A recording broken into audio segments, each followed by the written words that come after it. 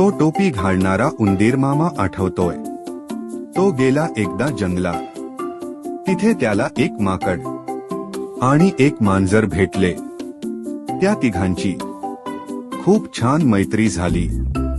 एक दिवस त्या तिघांनी खीर बनवायचे ठरवले। माकड म्हणाले, मी आणतो साखर। मांजर म्हणाली, मी आणते दूध। उंदीर म्हणाला, मी आणतो शेव्या। तिघांनी मिळून पातेलेभर खीर बनवली। मग माकड म्हणाले, चला आप आंघोळ करून येऊ आणि मग खीर खाऊ।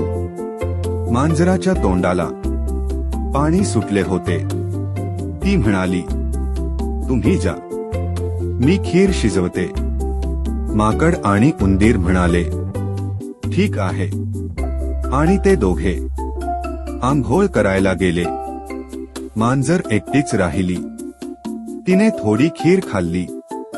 वा, किती चविष्ट आहे। पण तिला आणखी खावी वाटली। पुन्हा थोडी खाल्ली, पुन्हा थोडी। असं करत करत तिने सगळी खीर खाऊन टाकली। थोड्या वेळाने माकड आणि उंदीर परत आले। ते बघतात तर काय, पातेले पूर्ण रिकामे। ते विचारतात, खीर कोणी खाल्ली? मांजर म्हणाली, मला नाही माहित। मग माकडाने एक घागर घेतली आणि तिघे नदीकाठी गेले। माकड घागरीवर उभे राहून म्हणाले, हुप हुप करी वरचे डोंगरी। मी खीर खाल्ली तर बुड घागरी, पण घागर काही बुडाली नाही।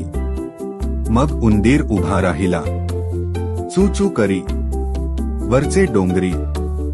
मी खीर खाल्ली तर बुड घागरी, तरीही घागर बुडाली नाही।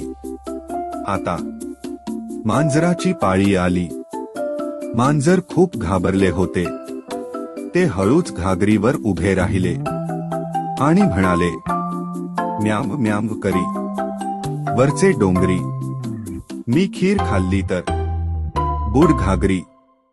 आणि काय आश्चर्य, घागर हळूहळू पाण्यात बुडाली।